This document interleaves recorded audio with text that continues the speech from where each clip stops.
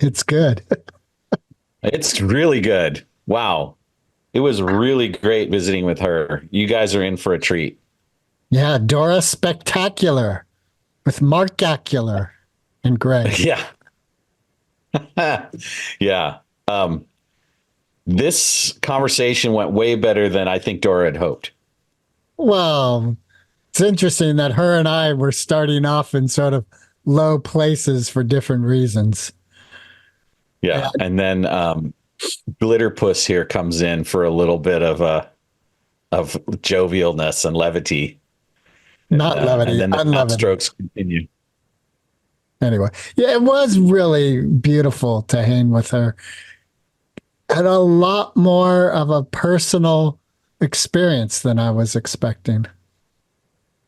Yeah, we talk about fashion and we talk about personal transformation and what it means to fully express yourself and deal with parental issues. Like it covers a whole area.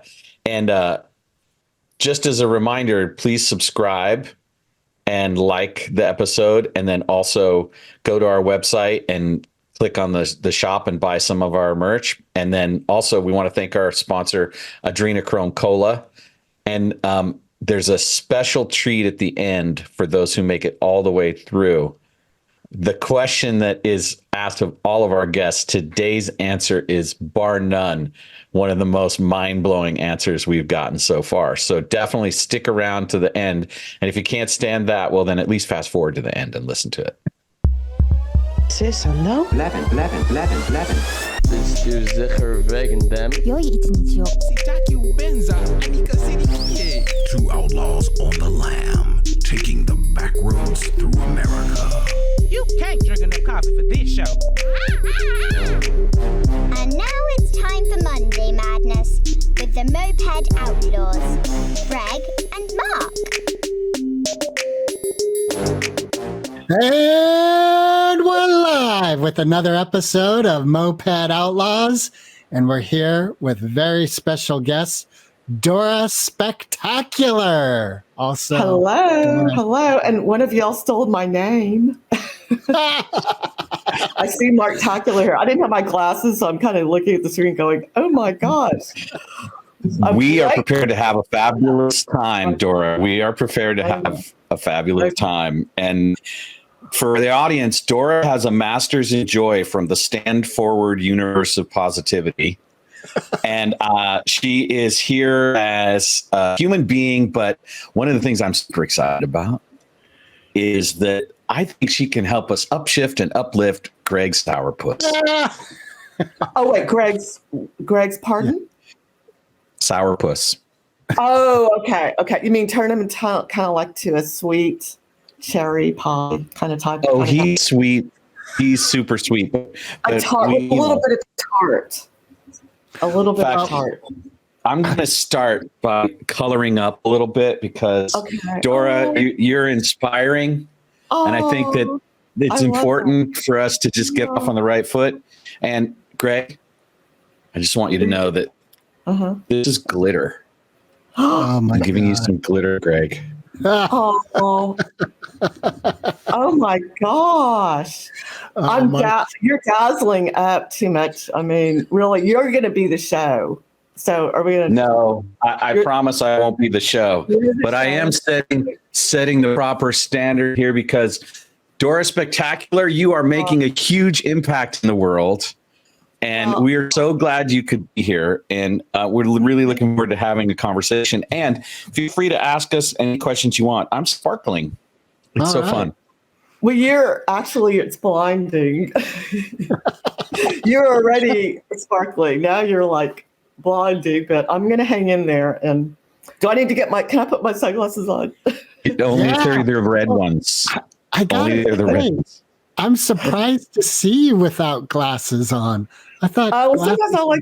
Sometimes, eyes are the window to the soul. Mine are a little tired today, as I told you, because my neighbor was doing construction at 6 a.m. Mine were a little tired, but sometimes I like to just come and bare my soul. All right. Okay, so speaking of soul, I saw you share that part of your majesty was realizing you had a relationship with God and that God created you frighteningly and wonderfully. Frighteningly. I know the fearfully is a little scary. And I know that people, I once worked with a lady from Los Angeles, and she's like, I don't think people will get the fearfully. And I was like, really? Okay, if you don't think so, I'll just omit it, But no, fearfully, it's frightfully, it's a good word because it means that you have a healthy respect. That's how we interpret it. Yes, I had grown up in a dysfunctional Asian family. I had 2 scientists for parents, and their PhDs were not in parenting, but they did their best. Do you know what I mean? I mean, there were a few sweet moments, but it was generally very tough. And my dad favored my brothers. It was very Asian. My mom served everybody at the dinner table and then sat down last. It was like, you know what I'm saying? When you're growing up in America, it doesn't fly. If you were in China, it might work, but not in America. And so I grew up, and also, actually, my dad had a temper too. So when I began to see in my life that someone really loved me, I needed that. And how was that experienced?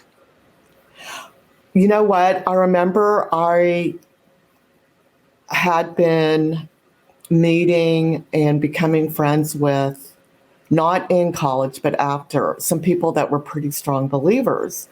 And I thought, oh my gosh, these people have a lot of joy.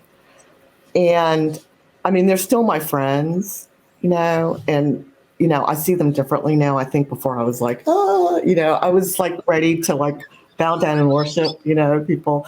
But now, they're people with their own issues and everything, but they're still good friends. And I saw they had something. And so that kind of chiseled away at me. And I remember a friend of mine brought me a book, and it's something in my heart got full. I had been searching. Wow. And then just through a series of many experiences, traveling, hardships, my eyes got bigger. And, you see God like you see your father. So I didn't want to see God as being fair and loving me unconditionally, because my real father had issues with that. And I couldn't see my heavenly father like that. But it took some time to beat it in my head. And it's like I knew that he loved me. And I think he actually told me once that, you are my daughter, you are my child. Yeah. And it just changed me. And the beautiful thing is that, if you have unconditional love, which is what we all need, it kind of gives you some freedom to kind of grow, because you're not in so much fear about what other people think or maybe what you're doing. And it gave me some freedom in my life to start kind of experimenting with who I was. And, when some doors closed in my life, I devoted some time to just really looking at all the lies that I'd believed about myself. And it was hard. And then trading them for what God said about me. And, that was a step of faith. But I noticed once I did that, I didn't have to go back. It was a done deal. Oh, wow. I didn't have to wallow back, Right. But, growing is in stages. So sometimes you have to go back and do things again. But with those certain issues, it was pretty solid. And I just started noticing that a lot of people seem to have these deep insecurities. And I could tell that they came from, childhood issues or just believing the wrong thing about themselves. So that's kind of become my platform. I haven't really started. You ain't seen nothing yet. Because I've got this new talk, and we've been working on, I've taken a break on social media for 3 months. I'm coming back. but we have a new talk, and I'm going to start speaking it out. I've spoken a few times, and I can tell it was really cool. It was like really connecting and making, people were taking notes and laughing. It was good. And then we have a new project coming out. Also, it's a new show project. And we have a celebrity starring, and it's a lot of drama, a lot of comedy, and a lot of therapeutic aspects. Well, congratulations on both. Thank you. You're welcome. Thank you. I saw the doctor the other day, and she goes, "Do you think you have enough energy?" And I went, "Yeah." I'm like, maybe not, but yeah, I do. I'm not worried about it. So anyway, it's just neat to finally feel, that, how do I say, feel that you're like where you're supposed to be. Nice. Do y'all feel Sounds like a feeling like you're home. Yeah, do y'all feel like that? Oh, yeah. Especially when we're together, especially when we're here. Oh, that's great, isn't it? Things kind of come together, don't they? You're in your element. Yeah. That's cool.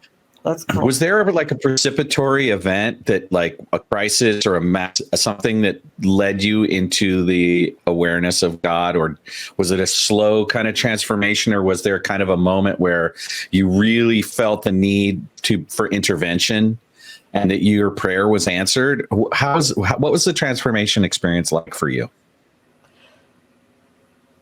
When it started happening, it was a process, but it was such a journey for me because remember I mentioned that I'd read a book. Mm-hmm. The book was called, a friend brought it to me. It was called Hind's Feet on High Places.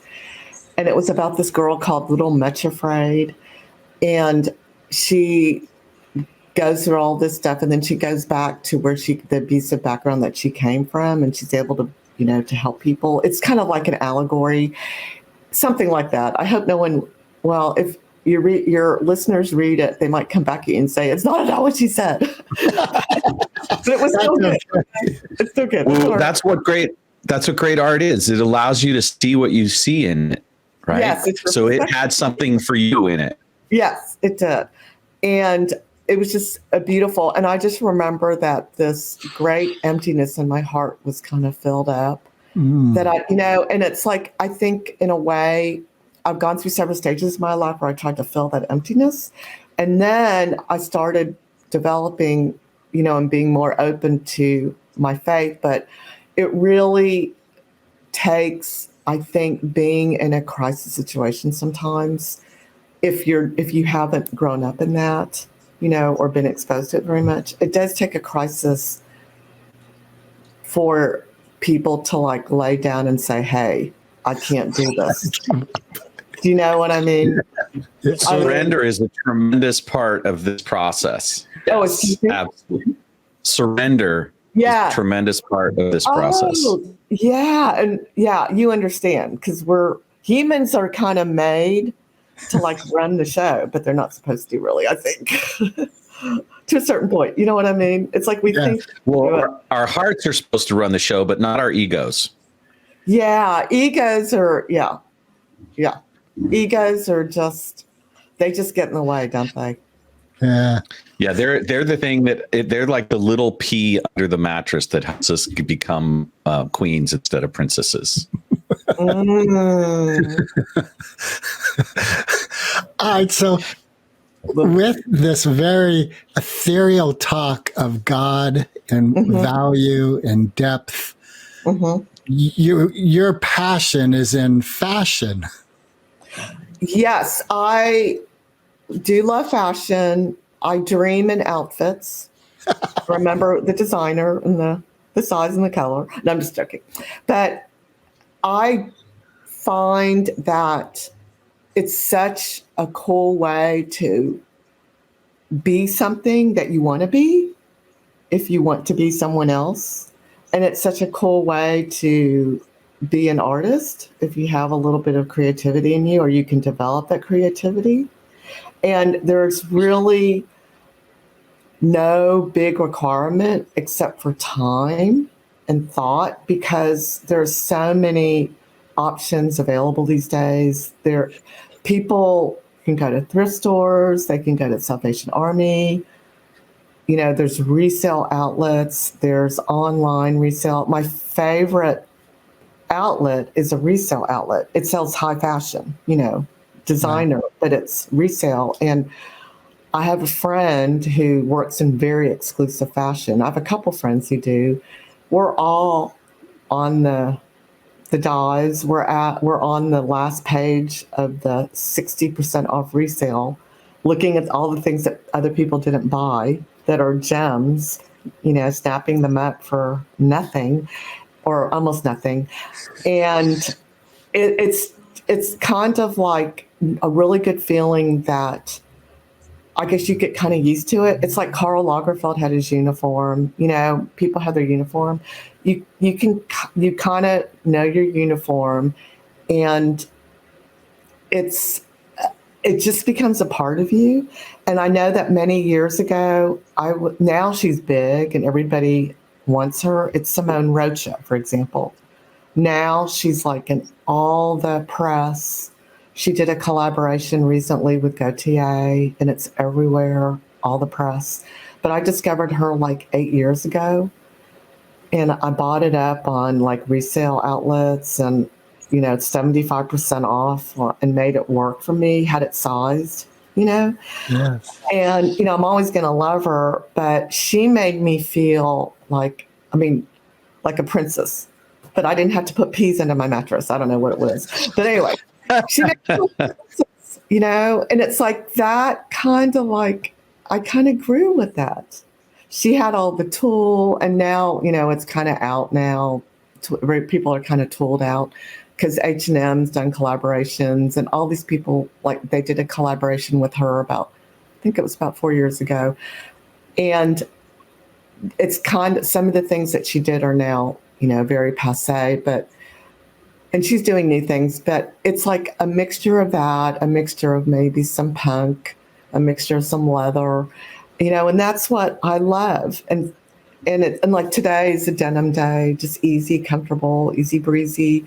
This was a guy shirt, and isn't it cool? It's got Oh yeah. And I got it for a really good deal on a resale site, and I had it altered to fit me.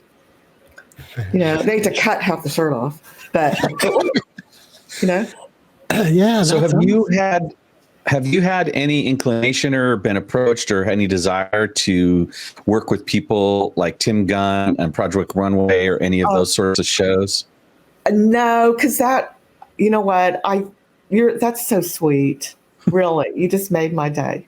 Tim, are you going to call? Okay.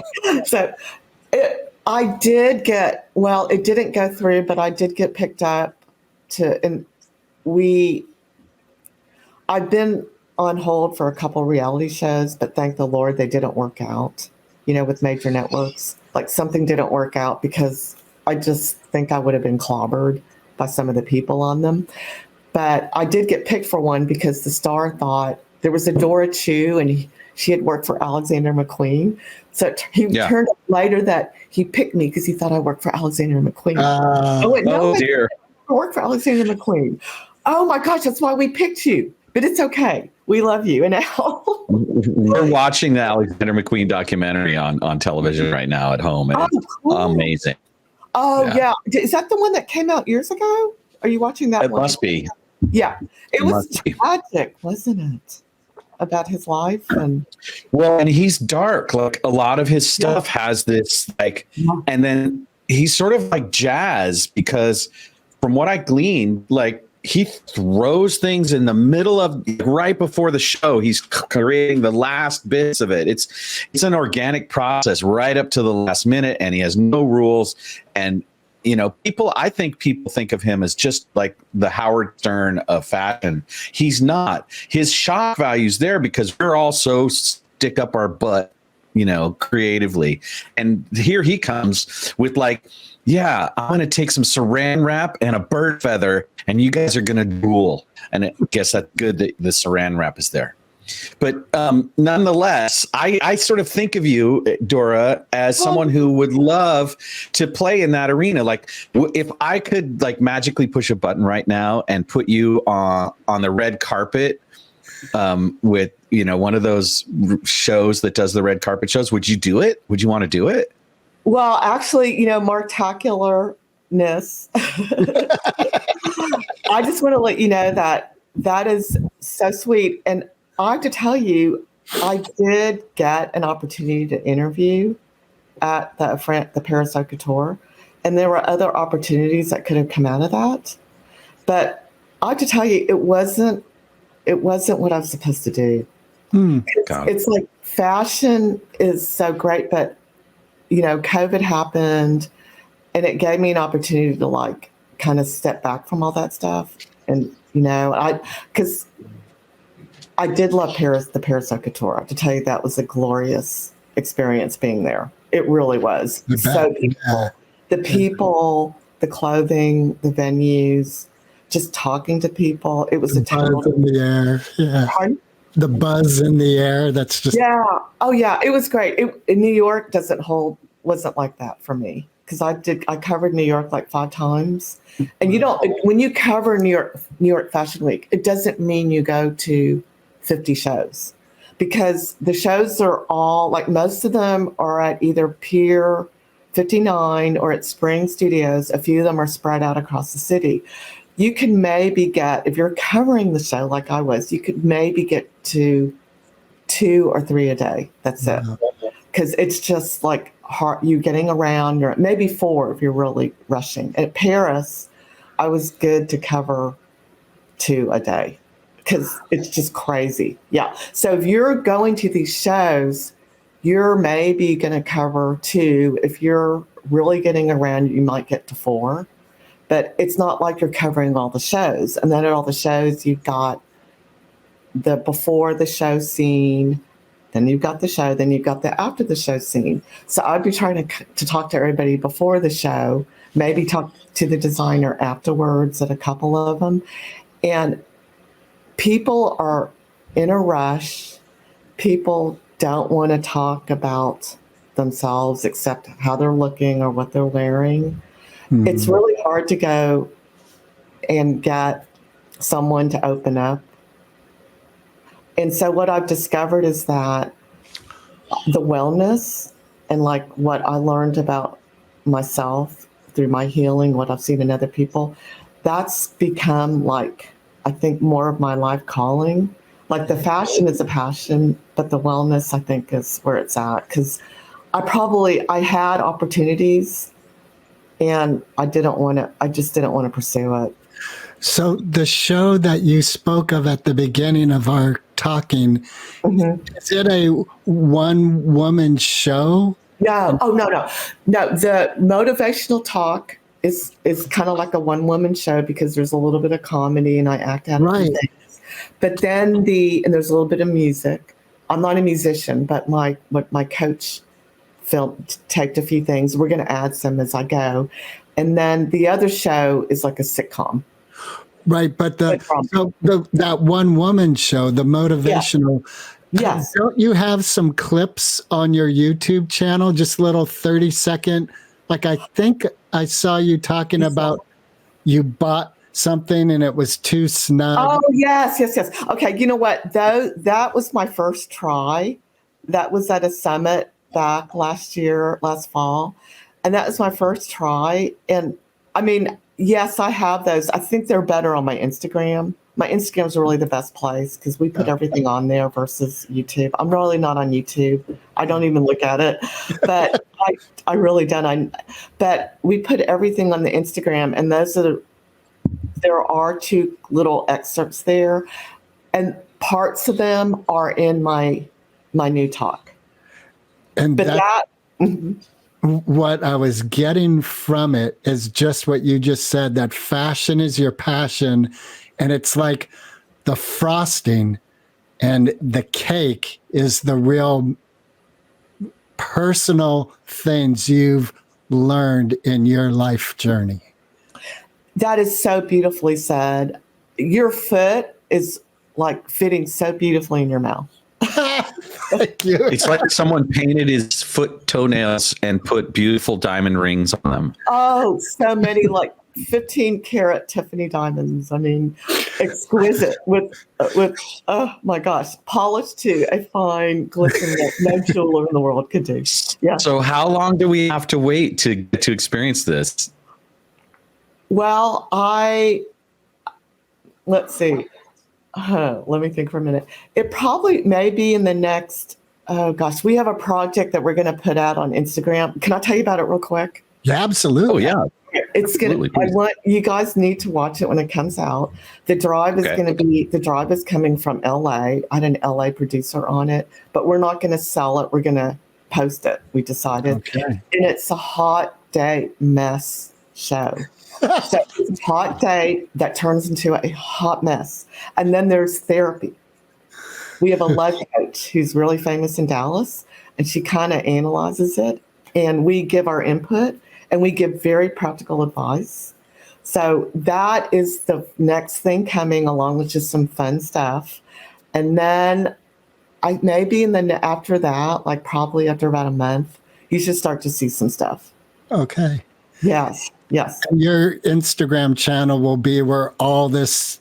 Yes. Yeah, I'll put everything on Instagram at Dora Okay. Spectacular. Awesome. And again, I haven't been active for 3 months, but I'm going to start coming back. And it was really good to take a break. I don't usually do that, but it was great. Yeah, again, it's at Dora Spectacular for those of you who want to get at it now. And of course, we'll push a link to it when we publish the show as well. That is so I'm looking forward to that. I'll friend you there. I promise not to slide in your DMs unless I'm wearing glitter. yes, it's a requirement now. Are you wearing glitter? I am. I put it on at the beginning of the show. It's still No, on I'm there. And I think some of it got stuck in my t-shirt. It's going to be here forever. You know how glitter what? is. You're gonna be wearing it for years.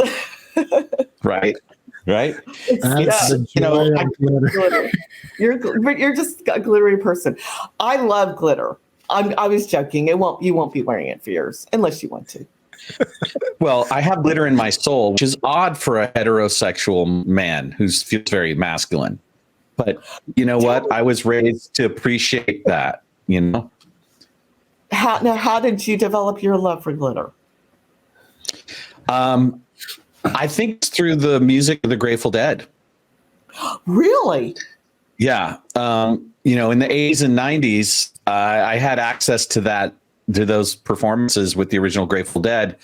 And in that environment, you're able to be whomever you choose. It was one of the first really safe spaces for people. And people forget about this because there's so much about psychedelics and drugs and the hippie movement that they forget that there were transgender people in there and all sorts of different types of people that had, there's a freedom in that. Mm-hmm. And so, you know, Greg and I were also part of something at that era called the Bohos. And the Bohos had a line of T-shirts and other things that were sort of like Pollock. They were white with all this incredible paint splatter. And the byline, the slogan or the branding was "Color Me Gone." Right. Which is this, again, it's like, I'm so far out there, you can't even see, I'm gone. Right. And so in that environment, realize that life is better when it's spectacular. You know, we're invited to really shine as people. Yeah. It's God's gift. You know what? It inspired you to reach out and not be like everybody else. Like you didn't have. Yeah, I couldn't help that. There was no way I was going to be like everybody else. When did you know that? When did you guys know that you were not like everybody else? Well, Greg, do you want to answer that question? When did we know that we're not like everyone? When did you know? And I'll tell about my. Before the Grateful Dead, or did it? When did I know? I'm still. You're not like exploring it. I'm still not clear on that. Got it. So for me, it was well before that. It was when I was about 7, and my parents rented out the garage to a Buddhist monk. And incidentally, that was the first age I tried cannabis as well. And so at 7 years old, I was exposed to these two powerful things: Buddhist meditation. Nice. Mark. And then wait a minute. I think I can't hear because I think we lost Mark temporarily. Yes. I can hear you. Okay, well, go ahead. Can you go ahead and finish? What were you saying? Can you hear me? Yes, We I can hear hear you. you. Yes. Your frame is Yeah. So the frozen. story is, that was the moment where I realized that, you know, because I was living in this area of the Bay. Ooh, now I'm gone. We hear you still. Yeah, we can hear you. Okay, my browser's doing crazy things. Oh, I'm back. Yay. You're Anyway, back. so that was the era where a lot of things were changing in San Francisco Bay Area, and my parents were right in the heart of it. And so I had this sense that the way I saw things on TV, like Brady Bunch, was not what it was really going to be like for me. And I got to this place where I was aware that there's all these rules that didn't apply. And I just carried that forward. And ultimately, and I got into my adolescence, got to be problematic because I had these really unrealistic expectations about the world was going to be like. And that whole idea of freedom of expression and that we get to define new ways of being for ourselves, it really bit the dust hard in terms of the way teenagers treat each other. But I soldiered on, and I stayed committed to the possibility of being something greater than the limitations of my fears. And that's partially how I met Greg. Like, we've known each other since the early 80s, which was a couple years after I got out of high school. And he embodies that too, even though in this conversation, he's sort of being a little bit conservative and kind of hiding a little bit. Deep down, that guy's a wildcat. He's like leopard print tie-dye inside.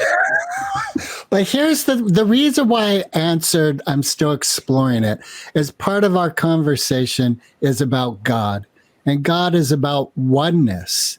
And if that is truly the realm I want to be conscious in, then I'm not different from anybody.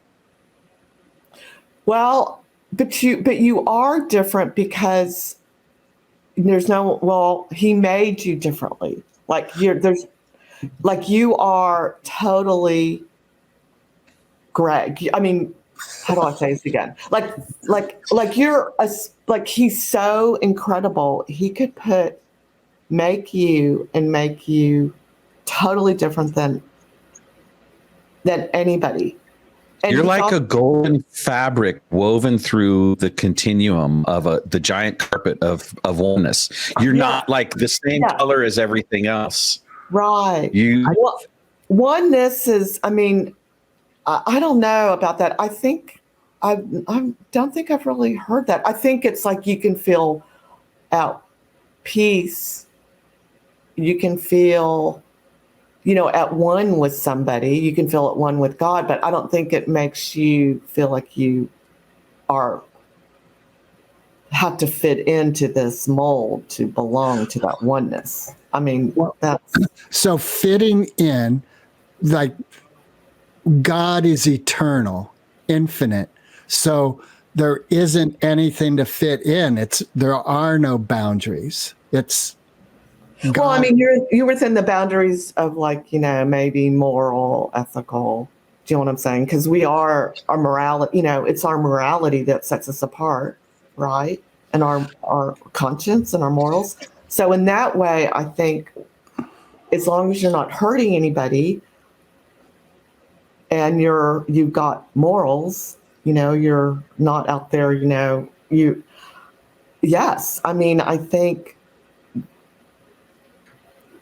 but let's just say that you live in a very conservative neighborhood in New York. Well, you might be a little bit more restrained than you would be if you're living in a mountaintop cabin in Denver. You know what I mean? Depending on your setting, what country you're in. Do you know what I'm saying? I do. I think our environment plays a part in that too. But, you find people that encourage you to be yourself. And I mean, I have found that there are people that are in very staid conservative circles that still within themselves really do possess quite a bit of freedom, but the average person wouldn't see it. You know, people express freedom in different ways too. It's not that you have to go out there and look like you're so different. So You know what I mean? I do. And brings up something I was curious about, because are you still in Dallas? I still am in Dallas. So how does a bright beacon of spectacular creativity and light shine in Texas? Oh, well, Texas is a great place. It really is. Many years ago, you're going to laugh, but I did the auto show. This is so long ago. And we traveled around the country. And I'd already seen the country before because I traveled when I was younger, went everywhere. I think I've been everywhere in the U.S. except for San Francisco and Oregon. Oh, my But God. I've been everywhere. Yeah. Wow. And I kind of deduced when I was younger that Dallas really was a great place to live. And when I did the auto show, by the time I did that, I never even barely went out. I'd already seen everything. And I mean, I did go out some, but Dallas is a great place. I mean, there is something here for everybody. It's not like, where are you guys? Are you all in? We're in San Francisco Bay Area. The place I haven't been before. the one places I haven't been. Yeah. Yeah. Now I'm getting to see what y'all are all about. Now There you go. San Francisco are about. I see glitter and. So have you figured out, Greg, that the paradox of you being one with everyone and also being unique and different from everyone is both possible at the same time? The only... Mm-hmm. Oh, do you ask me, Greg? So the analogy I've heard that resonates best with me, which I'm not completely, but as I've heard in Buddhist studies about a drop of water falling into the ocean, and the uniqueness of that drop is very apparent as it's falling. And when it hits the ocean, all the elements of that drop are still present, but now there's no differentiation between it and the ocean. Well, but when that drop of water enters your body, it becomes Greg. Well, I'm going to show at the exit door. I have to show at the exit door like every 45 minutes to an hour now. This but being if old you wanna sucks. get excuse me. I apologize. No, you shouldn't have to apologize. We're here to support you, Dora. I'm just being funny and failing. So what is it you were trying to say when I interrupted you? Well, I just had this thought that what you said, the drop in the ocean, okay, we can't see the drop, but our eyesight's limited. Yes, okay? I Like agree. if you had a microscope and the drop was tinted, you could see the drop. Do you know what I'm trying to say? It's I do. The drop is still there, unique in the ocean. I mean, it's like it's not. You know what, Greg? You are. How do I say it again? I think where we fit in the universe, is that what you're talking about? How do we fit in the universe? Is that what you're saying?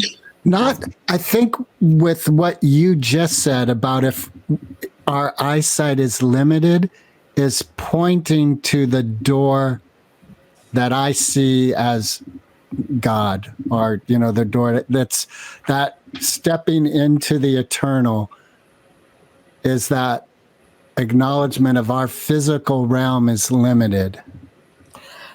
Okay, I love that. And one thing I did want to say that when we look at God, did you know that if the earth was, I think it's like a tiny bit off orbit, that we would burn to cinders, like millimeters, like 10th of whatever, we would burn to a cinder. Wow. And God keeps us on that. It's like he's pretty, he can do a lot. And I think a part of my journey is like been trusting in that and not in people, because people are always going to let you down. And this is what, like at the beginning, before we started recording, I said, I'm in this surly place. What I've been reflecting on this morning is my negative energy is still there for me to heal. Like if either one of you said to me, Greg, you're a purple lizard on a rolling bowling ball, it would have no effect at all. It's meaningless to me. There's no merit to it.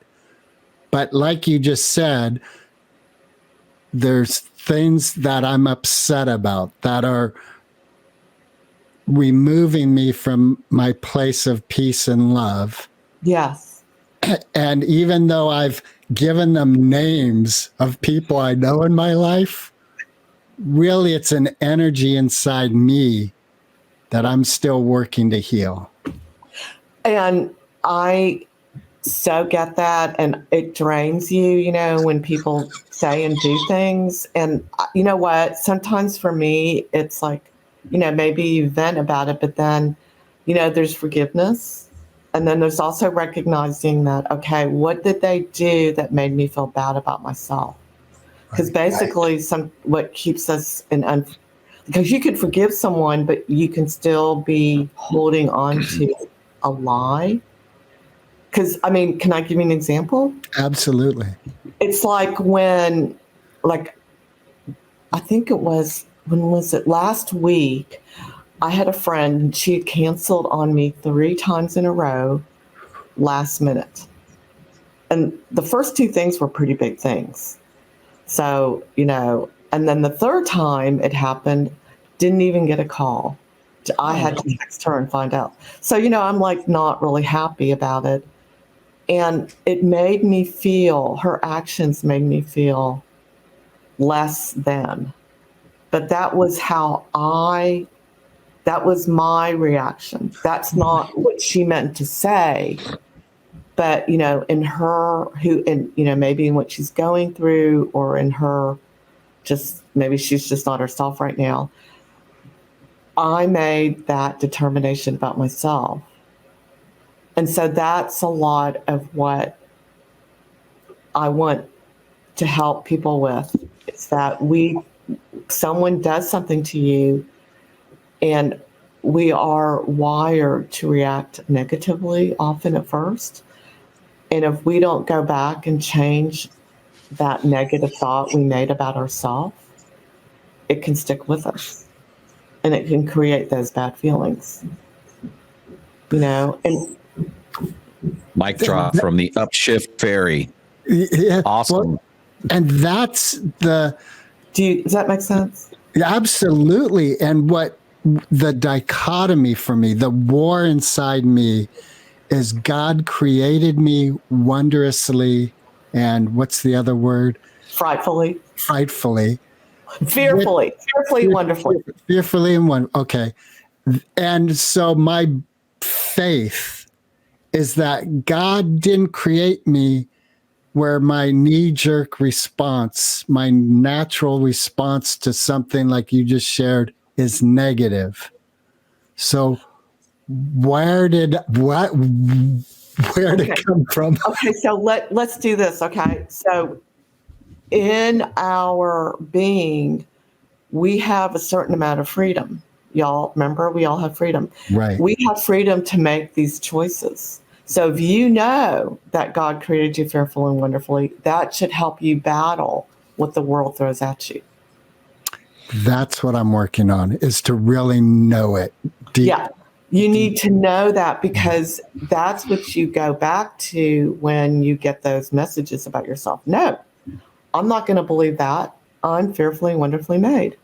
I am not a whatever, or a whatever, because, you know, really 9 times out of 10, that person who maybe treated you poorly, they're just not happy in themselves.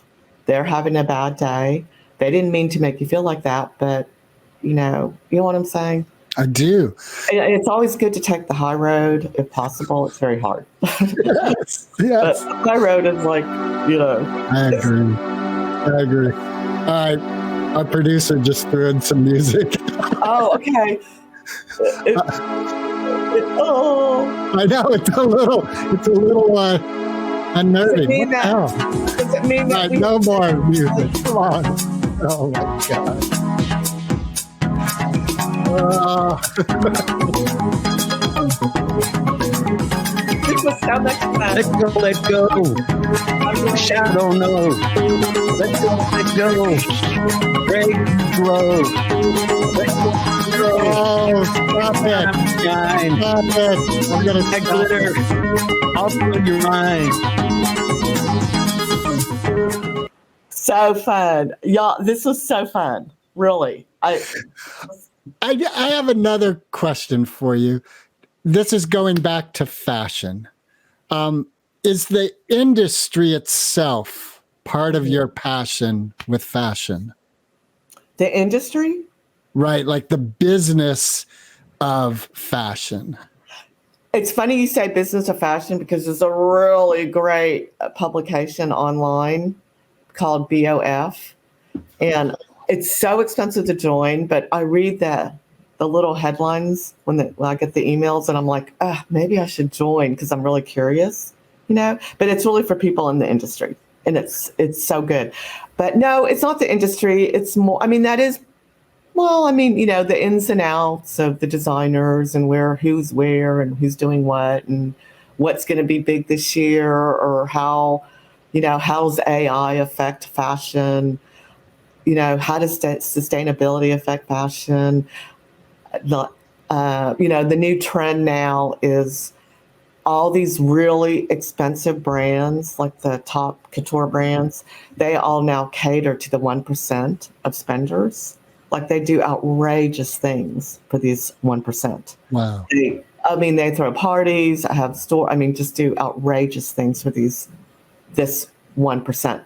But that is interesting. But I think with fashion, it's more or less the fact that I can look at a garment and it looks like art to me. And it's just like, and wearing it is probably more fun. So do you create your own garments? No, I don't. Oh, I do because I take pieces and I work with my alterations people and I say, this is what I want. Okay. I want you to cut the hem off and make sleeves with it. The jacket's too short. Let's do something else with it. Like, it's so fun. And even like the best designers, like you can buy a garment from them and think, oh, well, so-and-so did it. It's perfection, but maybe not on you. Maybe it needs to be longer or shorter or smaller or fit differently, than what the designer thought. So, because we're all different. So yeah, I do like to make things over, and it's like middies into minis. Then you have all this extra material to do something else with. Yeah. So when I look at stuff, I'm like, ooh, I could do that to it, or I could do that to it. I look at stuff with that potential. How much work would that take? What would that cost? What would my alterations lady say? Would she go crazy? I want to ask you about your cheer squad and the role that they play in your forward momentum and keeping your spirits up. Thank you. I love my cheer squad. They played a part in everything that we've done.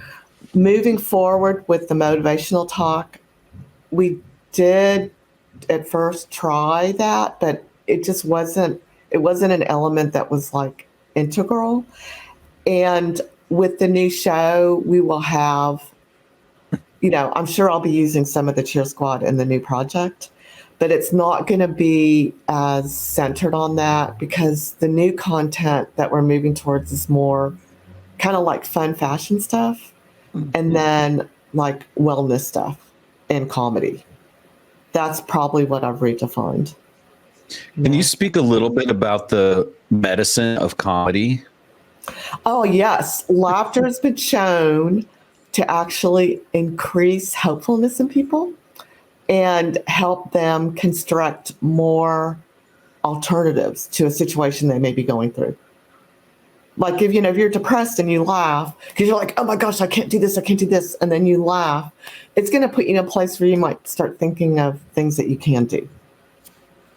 Are there any stand-up comedians or shows that are a go-to for you where Okay. So my longtime coach of 6.5 years is a regular and very busy with 4-day weekend improv.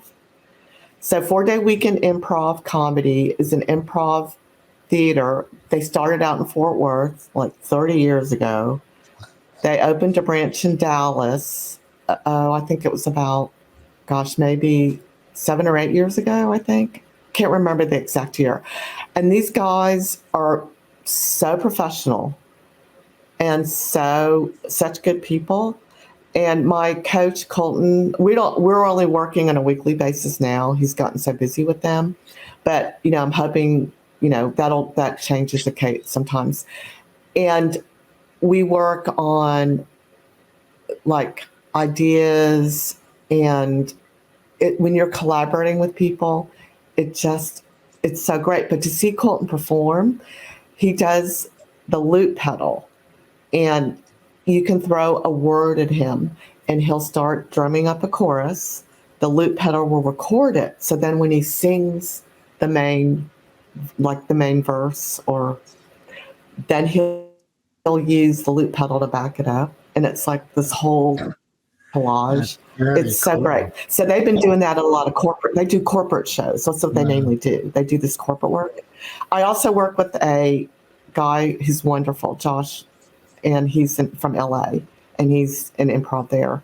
So I love improvisation. It's helped me. You guys, have you done improv? Yeah. We've done it on the show a couple times, and we're working up a routine ourselves. We're going to do a duet, a comedy team together. Oh my gosh, that's great. Where? In San Francisco or online? Well, we're just working on it, and of course we'll have to do it in our area first. But then we'll travel the world and make people laugh.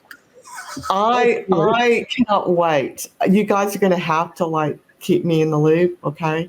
Well, I'm a little concerned though, because I'm supposed to be the straight guy, but today Greg's been the straight guy and I've been the funny guy. So I don't know, we're going to. Well, no, guess what? I think that's the beauty of it. Don't switch between y'all. And, there could be some humor in that.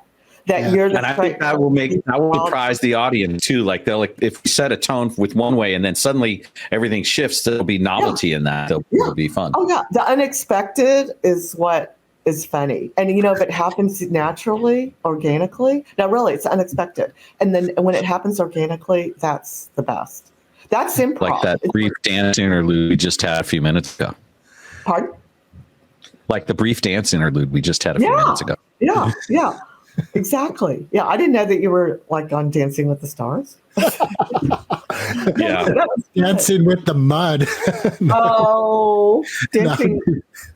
We're gonna call it. Oh, the what? Never. Don't let my inner Eeyore bring you down. It's just part of the story. That's right. Don't let my inner Eeyore bring you down. Oh, bad 70s folk. Although I touch myself, I don't want anyone around. Wait. That's comedy. The Grateful Dead are dead, and we're grateful. Oh, well, guess what? You do your glitter bop.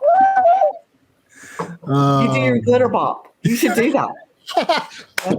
Oh dear, then I'll just flip out. I'll start singing my Darkness song. We'll get you some dark gray glitter, Greg. Hand some over. I'll take some. One of my glitter. One of my favorite comedy things is did you see the Lego movie, the very first one? No, I didn't. I can't read that. Me either. Okay. Oh, it says, here you go. It says Sunny Sparkles, and it's got a picture of a unicorn dragging its dirty butt across the floor like the dogs do sometimes. Okay, that's atrocious. That's what we just lost our one listener. Thank you. Yeah. Yeah, even unicorns, they're not perfect. I have to go.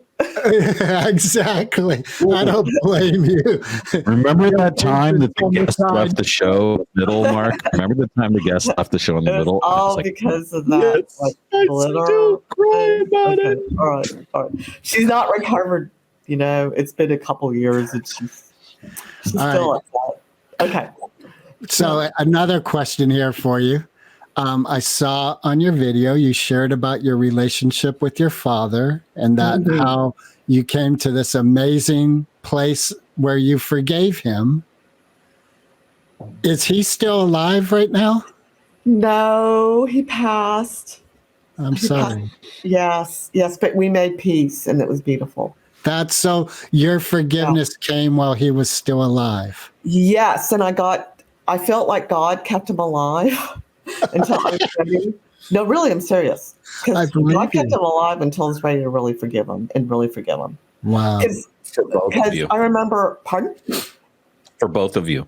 Yeah, we both got peace. And you know that I remember I told a dear friend, I said, I really forgave my dad and I told him I loved him. She goes, oh, well, when I told my dad I loved him, I still wanted to tell him in spite of you doing this and that and that. I said, no, I didn't feel like that. And it's like, it wasn't like, oh, I forgive you in spite of you doing all these other things. It was like, I love you, and I knew he loved me back. And I could see, what was really neat is that I could see that he just had a lot of crust. And it was a lot of what? A lot of crust. Crust. And stuff and hurt stuff, and I think his parents had been very critical of him growing up. And partly, it was having a perfect heavenly father who wouldn't treat me like that helped me forgive him. Do you see what I'm saying? Because we need a father. We need a father. A father is so important. Father is like the most important person, really, that you have to deal with that in your life. If he hasn't been good, you really need to deal with it because that can really affect your life. I went to a ministry many years ago and they told me that girls that had healed from a relationship with their father totally changed. Totally changed. Wow. Let me. Yeah. Did you experience that for yourself? I think so. Yeah. People that have known me for a long time or see me, I think there's this, it's a little embarrassing because I'm completely not the same person, especially from high school. Right. Yeah. So you change because you let go of all that baggage. Yeah. And anger and whatever it is. And yeah, especially if you're trying to put on a show and there's all this anger backstage polluting the show. You're still trying to be. Yeah, you want to be able to be a free channel.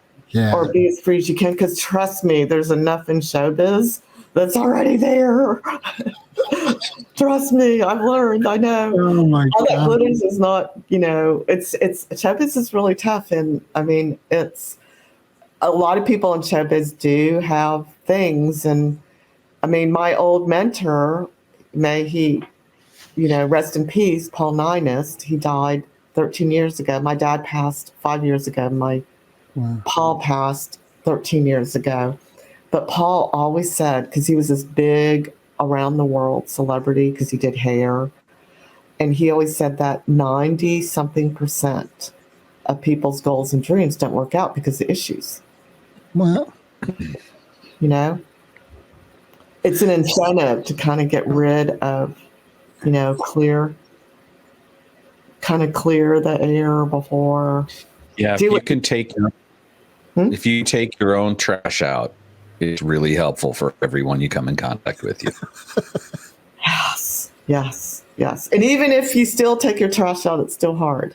yeah. The world is still a hard place, but you're better equipped to not, react and to react back.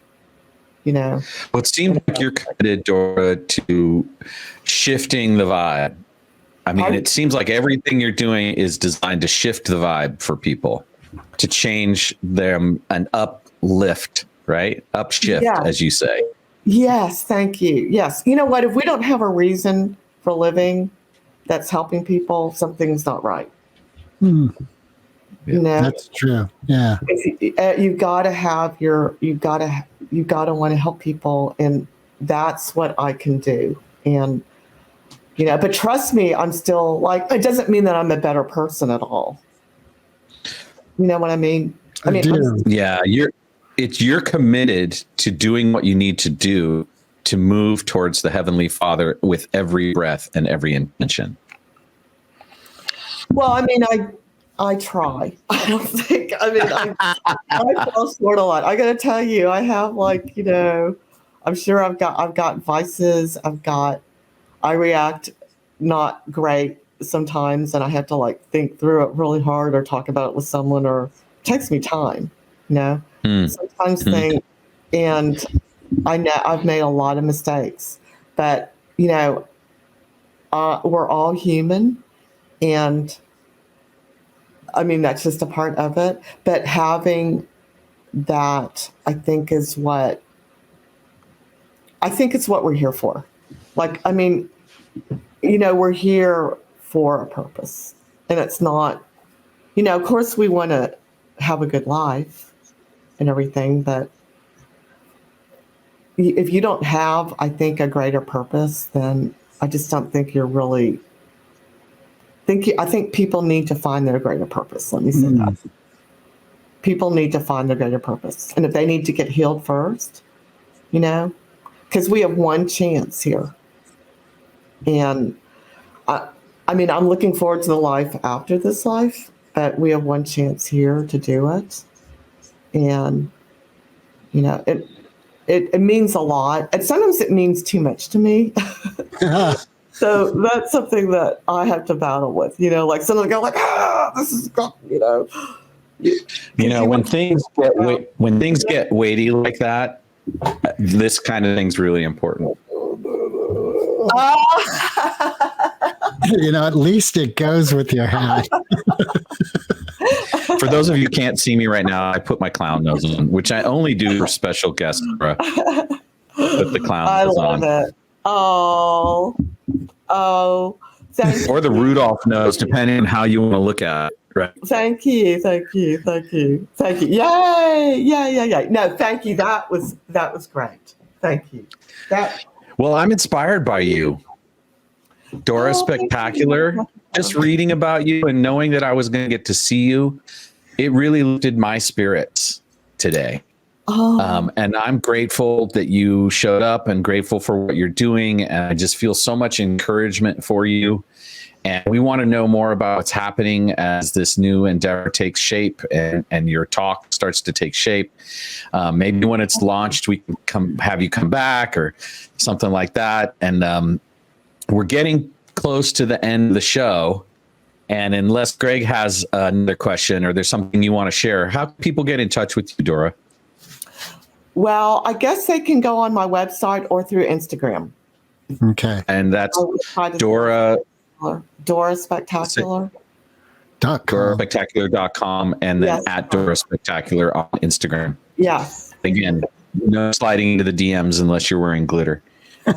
It's exactly. Everybody go buy that glitter, but not that glitter that he showed you.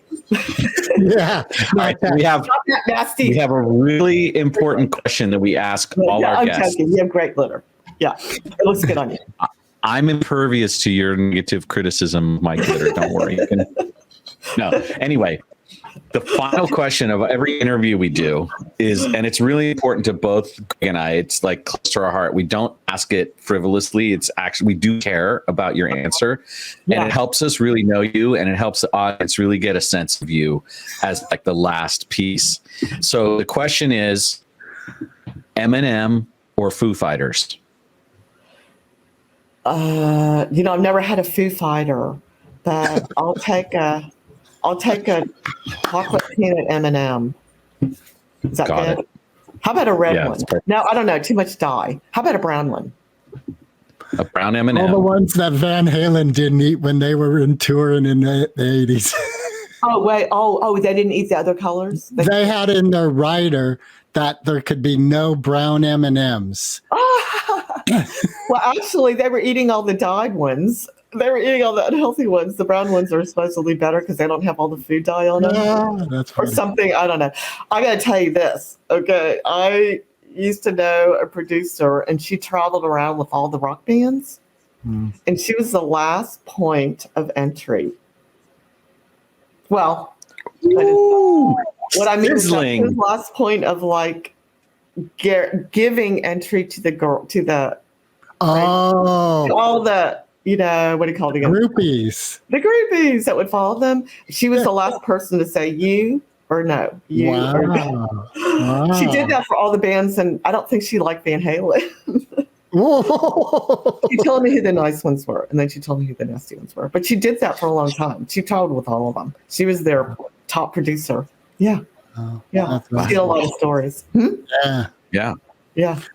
She can't write that book because no way. Dave. I know. And I can't say her name, and I forgot. It's been so long.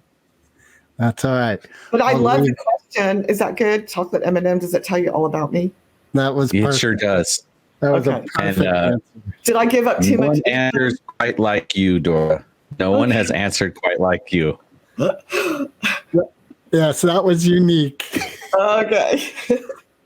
And that tells everything about you. And again, we are no. so grateful to have spent time with you. And it's, I'm going to be just floating in joy for at least 10 minutes after this.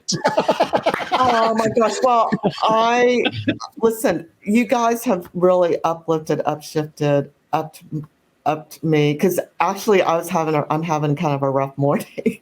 So I know. This has been awesome for me. Isn't it great to connect? It is. Oh, yeah. Beautiful. It really is. You guys just brightened up my day the minute I saw y'all. So you guys just keep it up, please. Oh my God, you touched my heart with your southern y'all. Well, thank you, Dora, and all the best with these 2 new ventures you're about to unfold. And Thank you. we look forward to seeing more of you. Thank you so much. Thank you. All right. Recording stopped.